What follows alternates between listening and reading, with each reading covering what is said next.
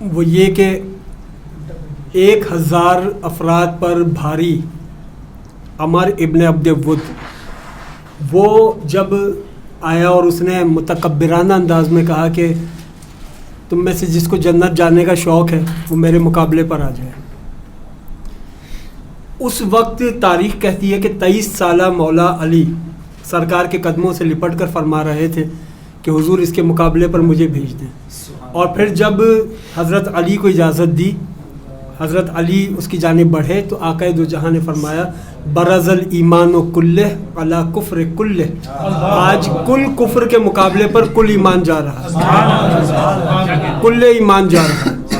اور پھر عمر ابن عبد ود نے مولا علی کی عمر دیکھی تو اس نے کہا کہ تم ابھی بچے ہو، میں تم سے مقابلہ نہیں کرنا چاہتا. تو تاریخ میں مولا علی کے جملے موجود ہیں لیکن میں کرنا چاہتا ہوں. عمر ابن عبد ود نے کہا تم بچے ہو، میں تم سے مقابلہ نہیں کرنا چاہتا. تو مولا علی نے فرمایا لیکن میں کرنا چاہتا ہوں.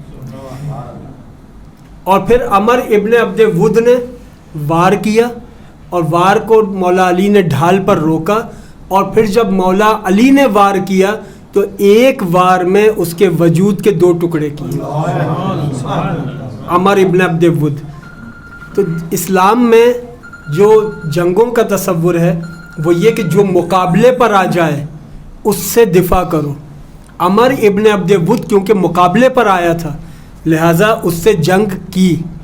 جو مقابلے پر نہیں آئے، جو کفار گھروں میں تھے ان پر تو کوئی حملہ نہیں ہوا، جو کفار اپنی آبادیوں میں تھے ان کو تو کسی نے نہیں ستایا. جو مقابلے پر آ گیا، جس نے للکارا، اس سے مقابلہ ہوا. یہی کچھ خیبر کے اندر مرحب کے ساتھ ہوا تھا. مرحب سر سے لے کر پیر تک پورا لوہے میں ملبوس تھا. اور مرحب کے مقابلے پر جب مولا علی آئے تو مولا علی نے اس وقت اپنا تعارف کرایا تھا کہ میں وہ ہوں کہ جس کی ماں نے اس کا نام حیدر رکھا ہے اور میرا حملہ شیر کی طرح ہے. ہر جنگ میں مولا علی کا ایک تعارف ملتا ہے جو مولا علی کراتے تھے، اور وہ تعارف یہ تھا کہ میں ابو طالب کا بیٹا علی ہوں. ہر جنگ میں مولا علی کا تعارف یہ ہے. ہر جنگ میں آپ فرماتے تھے میں ابو طالب کا بیٹا علی ہوں. خیبر میں مرحب کے مقابلے پر کہا تھا کہ میری ماں نے میرا نام حیدر رکھا ہے، میرا حملہ شیر کی طرح ہے. کیوں؟ اس لیے کہ مرحب کی ماں خواب دیکھا کرتی تھی، اور وہ خواب یہ دیکھا کرتی تھی کہ ایک شیر آیا اور اس شیر نے مرحب پر حملہ کیا اور مرحب کو قتل کر دیا. تو مرحب کی ماں مرحب سے یہ کہا کرتی تھی کہ اے مرحب، تو پہلوان ہے، تو بہادری تیری مشہور ہے، سب سے مقابلہ کر لینا، بس ایک بات کا خیال رکھنا، حیدر سے مقابلہ نہ کرنا، اس لیے کہ حیدر تیرا قاتل ہے، حیدر سے مقابلہ نہ کرنا. تو ہر جنگ میں کہتے تھے کہ میں ابو طالب کا بیٹا علی ہوں. جب مرحب کو دیکھا تو کہا کہ میری ماں نے میرا نام حیدر رکھا ہے.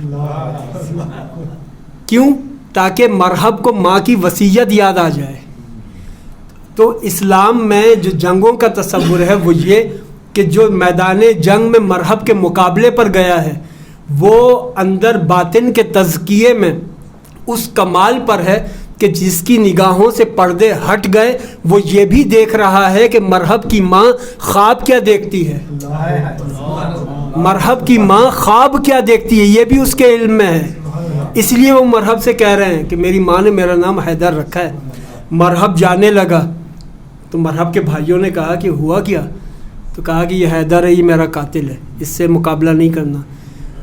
تو یہودیوں نے کہا کہ پاگل ہو گئے ہو، دنیا میں کوئی ایک ہی حیدر تھوڑی ہے، وہ کوئی دوسرا ہوگا، یہ تو لڑکا ہے.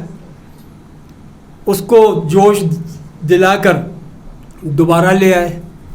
مرحب پھر آ گیا اور مرحب نے آنے کے بعد مولا علی سے کہا کہ تم بچے ہو اس لیے میں تمہیں موقع دے رہا ہوں کہ پہلے وار تم کرو پھر میں کروں گا، پہلے وار تم کرو پھر میں کروں گا. اب مولا علی کے یہ جملے سیرت نگاروں نے لکھے. مولا علی نے فرمایا کہ اے مرحب پہلے وار تو کر لے. اس لیے کہ اگر میں نے وار کیا تو پھر کی نوبت نہیں آئے گی. میں نے اگر وار کیا جو تم کہہ رہے ہو نا کہ پھر میں کروں گا, تو وہ پھر ہی نہیں آئے گی. اور مرحب نے وار کیا, مرحب کے وار کو مولا علی نے روکا, اور جب مرحب پر مولا علی نے وار کیا تو مرحب کوئی نہیں, اس کے گھوڑے کو بھی 2 ٹکڑے کیا, اس کے گھوڑے کو بھی 2 ٹکڑے کیا. تو اسلام میں ایک طرف شجاعت, لیکن اس شجاعت کے اندر تحمل کتنا ہو, اس شجاعت کے اندر خوف خدا کتنا ہو, اس شجاعت کے اندر حواس کی سلامتی کتنی ہو, اتنی کہ جب ایک کافر نے مولا علی پر تھوک دیا اسی وقت اس کو چھوڑ دیا. یہ انسانی تاریخ کا عجب واقعہ ہے. اس کو ذرا سا نفسیاتی پیرائے میں سوچیں کہ ایک کافر ہے, اس سے جنگ ہو رہی ہے, اس کو قتل کرنے والے ہیں, تلوار اٹھ چکی ہے کہ اب اس پر وار ہو جائے. سیکنڈ کے 1000ویں حصے کا وقفہ تھا, تلوار اٹھ چکی تھی, وار ہونے والا تھا. اس نے جب یہ گستاخی کی اسی وقت چھوڑ دیا. یہ تحمل کا عالم تھا. کیوں چھوڑ دیا؟ اس لیے کہ یہ جنگ صرف اللہ کے لیے ہے. اس میں نفسانی جذبہ, نفسانی غصہ وہ شامل نہ ہونے پائے, ذاتی غصہ شامل نہ ہونے پائے. یہ صرف اللہ کے لیے ہے, اللہ کے لیے ہی رہے. مولا علی کے عہد خلافت میں مولا علی مسجد کے اندر روٹی تناول کر رہے تھے اور روٹی توڑ رہے تھے. روٹی ٹوٹ نہیں رہی تھی تو زور لگا رہے تھے روٹی کا نوالا توڑنے کے لیے. ایک شخص نے خیبر اکھاڑتے ہوئے دیکھا تھا مولا علی کو, اس نے یہ منظر بھی دیکھ لیا.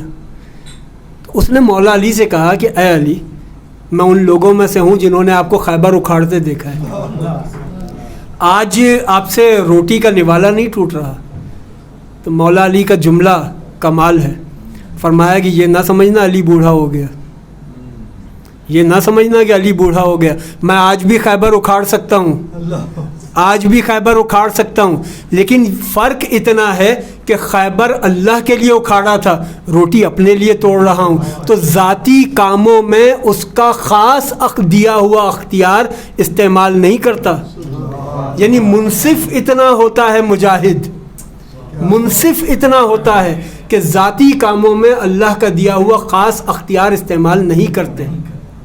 تو صحابہ کرام رضوان اللہ علیہم اجمعین, حضرت خالد بن ولید, آپ کی شجاعت وہ اپنی جگہ, لیکن اس شجاعت کے اندر جو فلسفہ ہے اسلام میں غزوات کا کہ خالد بن ولید دوران جنگ ٹوپی گر گئی, جنگ ہو رہی ہے, ٹوپی ڈھونڈ رہے ہیں. لوگوں نے کہا کہ اے خالد, یہ ٹوپی ڈھونڈنے کا وقت نہیں ہے, جنگ ہو رہی ہے. تو کہا کہ نہیں, اس ٹوپی میں سرکار کے منہ مبارک ہے. اور تم کیا سمجھتے ہو کہ خالد کی وجہ سے جنگ کو فتح ہوتی ہے؟ خالد کی کوئی حیثیت نہیں, فتح ہوتی ہے سرکار کے منہ مبارک کے صدقے, سرکار کے منہ مبارک کے صدقے. آج گوروں کے ہاں ایک کہاوت مشہور ہے, everything is permitted in love and war. ہر چیز جائز ہے محبت میں اور جنگ میں. اسلام کا فلسفہ یہ نہیں ہے. اسلام کا فلسفہ کیا ہے؟ الحب للہ والبغض للہ. محبت جس سے کرو اللہ کی خاطر کرو, اور جس سے عداوت کرو تو وہ بھی اللہ کی خاطر کرو. یعنی محبت بھی اللہ کی خاطر, تلوار چلانا بھی اللہ کی خاطر. اللہ کی خاطر اگر یہ عمل ہو تو پھر یہ جہاد ہے. آقا دو جہاں علیہ الصلوۃ والسلام نے جو جنگوں کے ذریعے حکمت عملی ترتیب دی, اس حکمت عملی میں آنے والے وقتوں کی رہنمائی بھی کی, کیونکہ سیرت النبی کسی ایک دور تک محدود و مقید نہیں ہے کہ اس دور کے تقاضے پورے کرنے تھے. اگلے زمانوں کو ہدایت بھی تو دینی تھی, اس زمانے کو بھی ہدایت دینی تھی, ان ادوار کو بھی ہدایت دینی تھی جو بھی آئے بھی نہیں. ابھی تو انسان آتے رہیں گے, جاتے رہیں گے, نئی اقوام عالم ہوں گی, نئی نسلیں ہوں گی, یہی سیرت النبی پھر رہنمائی دے رہی ہوگی. جنگوں کے لیے آقا دو جہاں نے جو رہنمائی دی, اس رہنمائی کا ایک اصول دیکھیں. غزوہ خندق کا موقع تھا, آقا دو جہاں علیہ الصلوۃ والسلام نے ایڈوائزری بورڈ بٹھایا, تمام صحابہ کرام کی مشاورتی ٹیم بٹھائی کہ اس جنگ میں کس طریقے سے کیا حکمت عملی اختیار کی جائے کہ ہم کفار پر غالب آ سکیں؟ کیا طریقہ اختیار کرنا چاہیے؟ اب آپ مجھے یہ بتائیے کہ پوچھنے والی ذات وہ ہے جو عقل کل ہے، علم کل ہے، جو علم اور عقل کی معراج پر ہے، جس کے آگے کوئی پردہ نہیں ہے، جس سے خدا بھی چھپا ہوا نہیں ہے، اتنی علم والی ذات وہ پوچھ رہے ہیں کہ کیا کرنا چاہیے۔ آپ دیکھیے کیا یہ پہلو سیرت کا اقوام عالم کی رہنمائی کے لیے کافی نہیں ہے کہ تمہارا علم کتنا ہی بلند ہو لیکن مشاورت کرو۔ اور صحابہ کرام سے جب مشاورت کی تو مختلف صحابہ نے مختلف مشورے دیے۔ ایک صحابی ایسے تھے جو عرب سے تعلق نہیں رکھتے تھے، وہ آئے تھے عجم سے، فارس سے حضرت سلمان فارسی۔ تو جب فارس سے آئے تو وہ فارس کی ٹیکنالوجی سے واقف تھے، فارس کی جنگی حکمت عملی سے واقف تھے کہ جب اہل فارس جنگ کرتے ہیں تو وہ اپنا دفاع کیسے کرتے ہیں، ان کی عسکری حکمت عملی کیا ہوتی ہے۔